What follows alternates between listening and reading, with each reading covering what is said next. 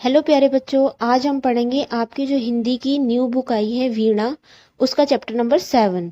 मित्र को पत्र। मित्र होता है दोस्त और पत्र होता है चिट्ठी। तो देखो ये बच्चा लिख रहा है ना साइड में ऐसे, तो ये क्या कर रहा है, अपने दोस्त को चिट्ठी लिख रहा है।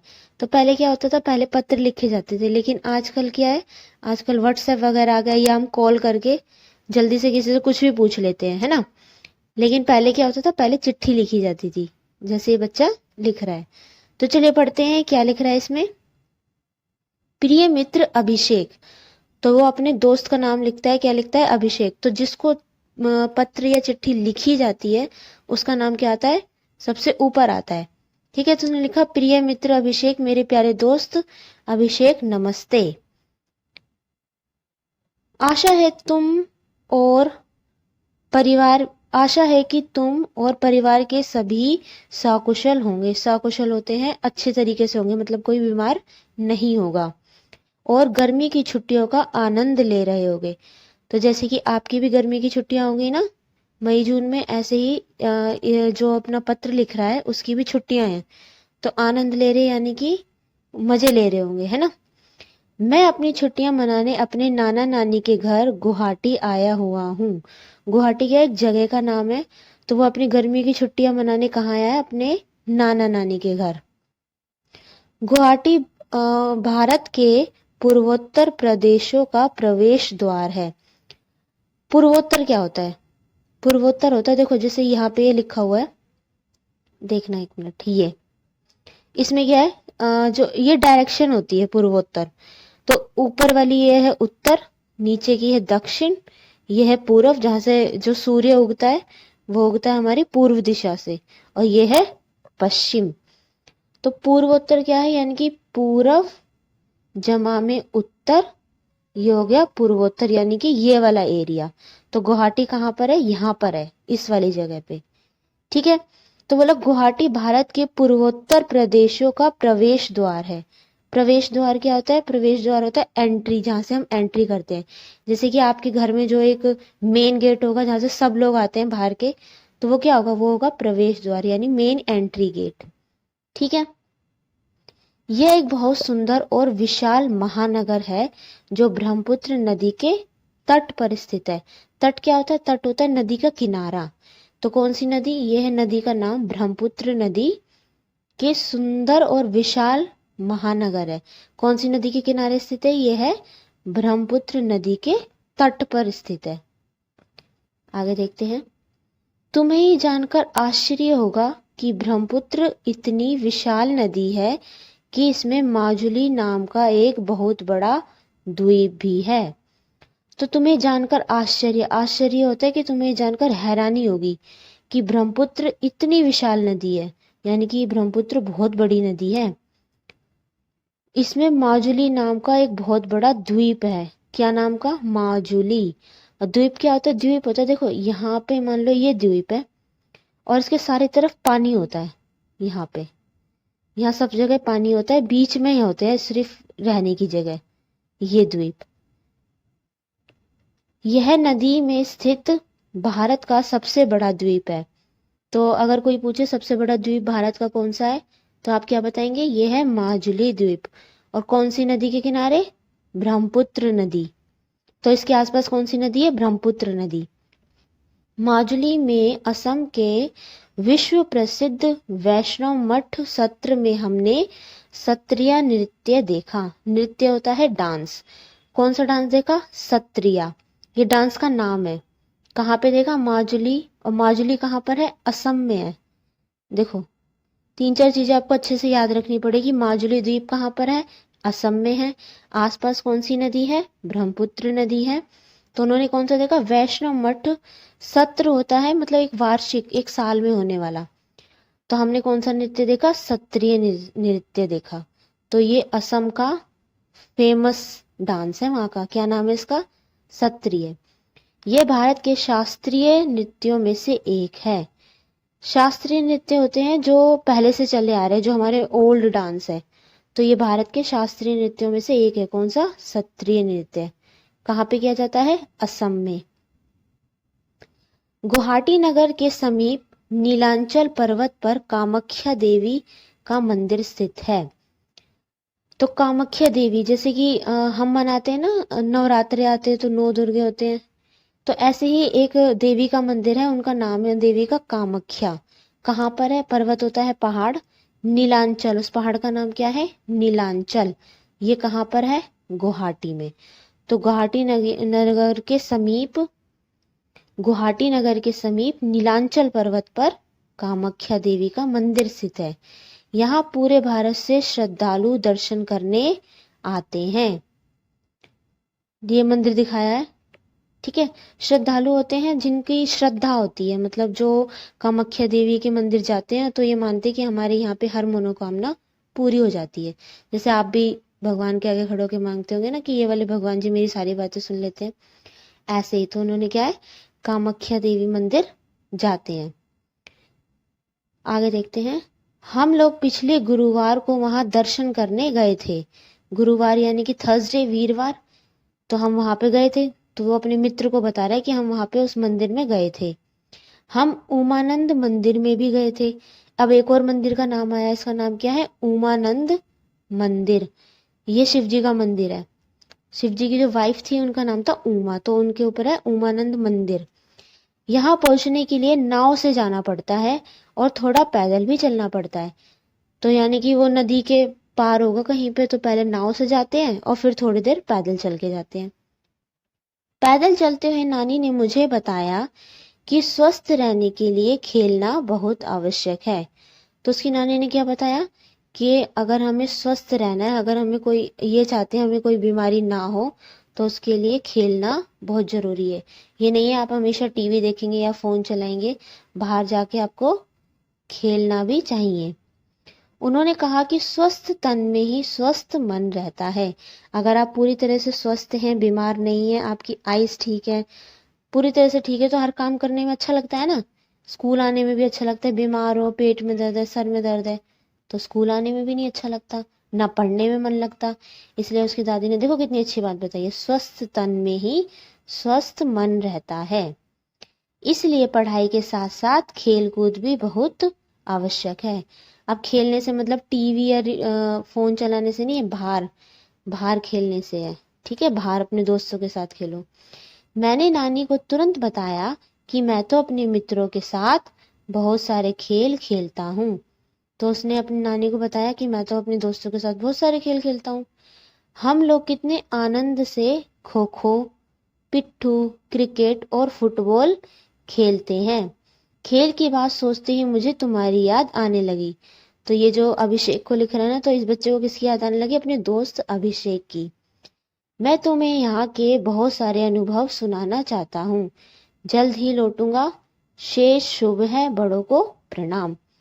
तो लिख रहा है मैं तुम्हें यहाँ के बहुत सारे अनुभव यानी एक्सपीरियंस, जो जो उसने वहाँ देखा और कैसा लगा उसको देखने में, कैसे वहाँ का लोग कैसे बोलते हैं, वहाँ के कपड़े कैसे पहनते हैं, तो वो क्या कह रहा है, मैं जल्दी वहाँ से आऊँगा और तुम्हें बताऊँगा। बड़ों को प्रणाम यानी सबको नमस्ते बोलना। तुम्हारा मित्र रूपम। तो जो पत्र लिखता है उसका नाम कहाँ आता है? नीचे। यानी सबसे ऊपर जो बच्चा दिखाया था जो पत्र लिख रहा था वो कौन, उसका नाम क्या है? रूपम। नेक्स्ट आगे देखते हैं। बातचीत के लिए देखो इसमें प्रश्न उत्तर आ गया। प्रश्न पहला है, रूपम ने किसे पत्र लिखा और उसमें क्या लिखा? तो इसका आंसर यहाँ ऊपर लिखा हुआ है, 1 मिनट, ये रहा। रूपम ने पत्र अपने मित्र अभिषेक को लिखा। उसमें रूपम ने गुवाहाटी के मंदिर और पर्वत तथा असम के माजुली द्वीप के बारे में बताया। नेक्स्ट है क्वेश्चन नंबर 2 है, पत्र के अनुसार रूपम अपनी गर्मियों की छुट्टियां बिताने कहाँ गया हुआ है? तो कहाँ गया था वो? गुवाहाटी। प्रश्न तीसरा है, आप अपनी गर्मी की छुट्टी बिताने कहाँ गए थे बताइए। तो आपको अपना बताना है कि आप अपनी गर्मी की छुट्टियां बिताने मामा के गए थे, दादी के गए थे, कहाँ गए थे, या किसी दूसरी जगह पे घूमने गए थे। तो ये आपको अपनी क्लास में बताना है, शेयर करना है अपने एक्सपीरियंस, ठीक है। क्वेश्चन नंबर 4 है, शारीरिक श्रम के बारे में रूपम की नानी जी ने उसे क्या सलाह दी? तो रूपम की नानी ने उसे क्या बताया था शारीरिक श्रम यानी कि जो हम मेहनत करते हैं अपने हाथ पैरों से। तो क्या कहा था, उसकी नानी ने कहा था,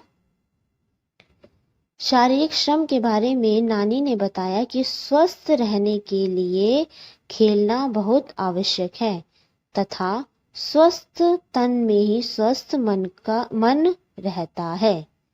ठीक है, ये उसकी नानी ने किसको बताया था, रूपम को बताया था। और रूपम किसे बता रहा था, अपने दोस्त अभिषेक को। अब देखिए, अभी ये नेक्स्ट है, सोचिए और लिखिए। तो ये 4 क्वेश्चन है, इसकी एक यहाँ पे स्पेस नहीं था प्रॉपर लिखने के लिए आंसर, इसलिए मैं इसकी एक अलग सी वीडियो बनाऊंगी इसके आंसर लिखने की। ठीक है, इतने हम नेक्स्ट देखते हैं। भाषा की बात। प्रश्न पहला है, आपने जो पत्र पढ़ा उसमें कुछ खेलों के नाम आए हैं। आप और भी अन्य खेलों के नाम जानते हैं और उन्हें खेलते होंगे। नीचे दी गई वर्ग पहेली में कुछ खेलों के नाम ढूंढिए और लिखिए। तो देखिए, ये वर्ग पहेली दी हुई है, इसमें हमें खेलों के नाम ढूंढने हैं और लिखने हैं। तो मैंने सर्कल लगा दिया इस पे। देखिए, फर्स्ट है ये क्रिकेट, एक है ये वॉलीबॉल, ये है खो खो, गिल्ली डंडा, हॉकी, पिट्ठू, और ये आ गया फुटबॉल। ठीक है, अगर आपको और मिल रहा है, आप ढूंढने की कोशिश करना, तो आप और पे भी सर्कल लगा सकते हैं। तो इन खेलों को नीचे लिखना भी है, जैसे यहाँ पे है। तो ये लिख दिया, cricket, football, volleyball, gilli danda, kho kho, hockey और पिट्ठू। ये एक नहीं मिला था, आप ढूंढ के इसमें लिख सकते हैं। नेक्स्ट है क्वेश्चन नंबर 2 है, क्या आपके घर तथा विद्यालय में कोई अन्य खेल भी खेले जाते हैं? उनके नाम नीचे लिखिए। तो हाँ, खेले जाते हैं, जैसे कबड्डी, टेनिस, बैडमिंटन, शतरंज। इसके अलावा आप और भी नाम लिख सकते हैं जो इसमें नहीं लिखे। ठीक है, प्रश्न तीसरा है, पत्र में त्र तथा श्र संयुक्त अक्षरों का प्रयोग हुआ है। अब संयुक्त अक्षर क्या होते हैं? संयुक्त अक्षर होते हैं जो 2 शब्दों से मिलकर बने हैं। जैसे कि ये अ है, तो ये संयुक्त नहीं है क्योंकि ये अकेला एक ही शब्द है, एक ही अक्षर है। ठीक है, लेकिन जो इसमें दे रखा है फर्स्ट वाला, ये त्र, ये कैसे बना? ये मिला है त से जमा रा से। अब ये पूरे नहीं है, इसके नीचे ये हलंत लगा है ऐसे, इसका मतलब होता है त आधा है और रा के नीचे ऐसे, तो रा भी आधा है। इन दोनों आधे को मिला के क्या बना है हमारा? त्र। ओके, ऐसे ही श्र है, श्र संयुक्त अक्षर श, ये रश और रा, ये दोनों आधे आधे के मेल से बनता है। ठीक है, अब आप पत्र में त्र और श्र संयुक्त अक्षरों के प्रयोग से बने शब्दों को ढूंढकर नीचे लिखिए। आप अपनी सोच से भी त्र तथा श्र संयुक्त अक्षरों के प्रयोग से बने नए शब्द लिख सकते हैं। अब हमें यही शब्द लिखने हैं। तो फर्स्ट में लिखना है त्र वाले शब्द और इसमें लिखा है श्र वाले शब्द। तो मित्र, ब्रह्मपुत्र, सत्र, सत्रिया, त्रिशूल।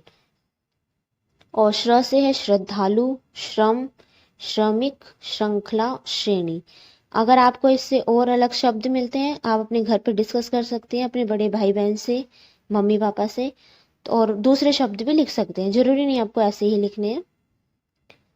नेक्स्ट है, फोर्थ है, जब लड़ी बनाई। फोर्थ है, शब्द लड़ी बनाइए। जैसे घर में अंतिम वर्ण र है, घर लिखते हैं ऐसे, आखिरी में क्या है? रा है ना। तो अगली कड़ी में र से रस्सी लिखा है, इसमें देखो, घर, रा के बाद रस्सी। अब आप इस शब्द लड़ी को पूरा कीजिए। तो हमने इसे पूरा कर रखा है, देखिए। तो पहले घर था, र पे खत्म हुआ तो रा से रस्सी, स पे खत्म हुआ, सी था तो मैंने लिख दिया सीप, फिर है प पे खत्म हुआ, प से पंख, ख पे खत्म हुआ, ख से खरगोश, ये लास्ट में श आया ना, तो श से क्या आ गया? शलगम। आप और भी शब्द लिख सकते हैं।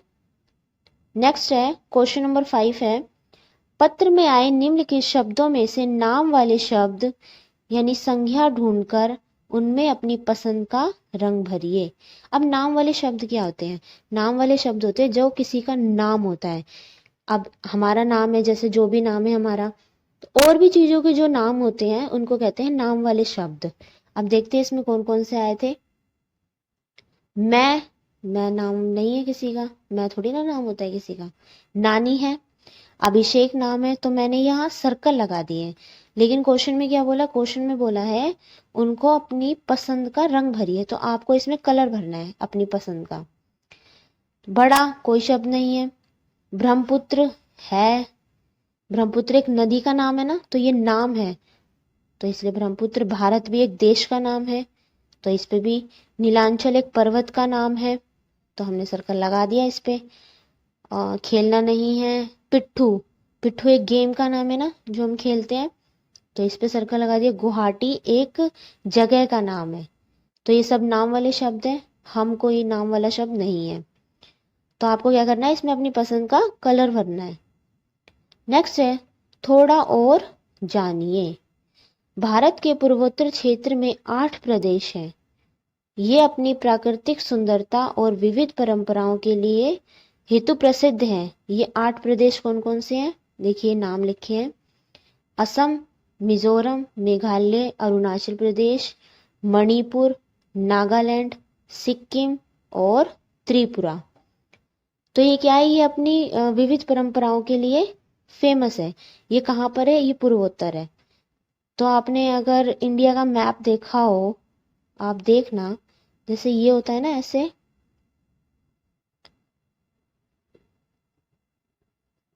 एक मिनट, ये है, तो ये है पूर्वोत्तर जगह। तो ये 8 प्रदेश कहाँ पर है, इस वाली जगह पे है। ठीक है, आप मैप में अच्छे तरीके से देख सकते हैं ये, तो आप इसको देखना जरूर। ठीक है, कहाँ कहाँ पर ये नाम उसको ढूंढना उसमें। मैंने अब आपको लोकेशन बता दी है इस तरीके से। नेक्स्ट है क्वेश्चन नंबर 2। इस पत्र में आपने गुवाहाटी स्थित 2 मंदिरों के बारे में पढ़ा। पहला कौन सा मंदिर था, पहला था, देखो ये नीचे दे रखा है, कामाख्या देवी मंदिर, दूसरा था उमानंद मंदिर। आपके राज्य में भी कुछ प्रमुख धार्मिक स्थल होंगे। ऐसे स्थानों के बारे में अपने घर के सदस्य से जानकारी प्राप्त कीजिए और कक्षा में सबको बताइए। तो आपके घर के आसपास भी कोई मंदिर होगा, तो उसके बारे में जानिए वो किसका मंदिर है और कितनी मूर्तियां रखी हुई है, कब बना था, कितना पुराना है। तो उसके बारे में आप जानकारी लीजिए और अपनी कक्षा में, अपनी क्लास में सबको बताइए। ठीक है, खेल गीत नेक्स्ट देखते हैं। समूह में खेले जाने वाले बहुत से खेलों के साथ सामूहिक रूप से गीत या तुकबंदियां गाई जाती हैं, जैसे कि हरा समंदर गोपी चंदर। ऐसे ही कोई 2 गीत गाइए और लिखिए। तो हम कोई गेम खेलते हैं, उसमें कुछ गीत से आते हैं, तो आपको वही लिखना है। जैसे कि फर्स्ट मैंने लिखा है इसमें, आओ मिलो सिलो सालो, कच्चा धागा रेस लगा लो। तो ये पूरा आपको पता होगा, आप नहीं तो अपने बड़े भाई बहन से पूछ सकते हैं। सेकंड है पोशंपा भाई पोशंपा। इसके अलावा अगर आपको कोई और से आते हैं जिन्हें आप खेलते समय गाते हैं तुकबंदी के रूप में, तो आप वो लिख सकते हैं। ठीक है, इन्हें भी कीजिए। देखिए इसमें क्या है, ये एक पोस्ट कार्ड दे रखा है और एक ये लेटर दे रखा है। ठीक है, तो इसमें क्या है देखते हैं जरा। ये है अंतर्देशीय पत्र कार्ड, यानी इनलैंड लेटर कार्ड। मतलब कि जो अगर हमें कोई चिट्ठी लिखनी है, कोई पत्र लिखना है और अपने ही देश के अंदर भेजना है, मतलब भारत के अंदर ही, तो हम इसका यूज करते हैं। ठीक है, ऐसे ही ये पोस्ट कार्ड है, इसका यूज करते हैं। आप देखें, और ये नीचे कुछ टिकट दे रखी है। ये जो टिकट है, तो हम जब लेटर लिखते हैं ना, तो उस पर ये टिकट लगाई जाती है। ठीक है, जैसे कि यहाँ पे इसकी ये प्राइस लिखे हैं 2 और ये 00, तो ये जो बड़ा सा लिखा है ये 2 रुपए की है, पीछे इसके पैसे लिखे हैं। ऐसे ही जैसे कि यहाँ पे लिखा है 285, यानी 2 रुपए की टिकट है और 85 पैसे हैं। इसमें क्या लिखा है, विद्यार्थियों को अंतर्देशीय पत्र, पोस्ट कार्ड, डाक टिकट, लिफाफे आदि के बारे में बताइए। तो क्या होता है, जब हम लेटर लिखते हैं ना, तो जिसके लिए भी लिखते हैं, तो जिसके लिए लिखते हैं उसका नाम ऊपर आता है, जो लिखता है उसका नाम नीचे आता है, और उसे एक लिफाफे में, एनवलप में रखा जाता है। उस एनवलप के ऊपर ये टिकट लगाई जाती है, इनमें से कोई सी एक डाक टिकट लगा के उसे आगे जिसको हमें भेजना होता है वहां भेज दी जाती है। ठीक है, तो आपको ये चैप्टर कंप्लीट हो गया है। अगर आपको कुछ पूछना है इसमें, तो आप इसमें कमेंट कर सकते हैं। और इसके जो क्वेश्चन आंसर रह गए थे वो मैं आपको एक नेक्स्ट वीडियो में इसके रिटर्न से करवा दूंगी वो। ठीक है, ओके, तब तक के लिए बाय।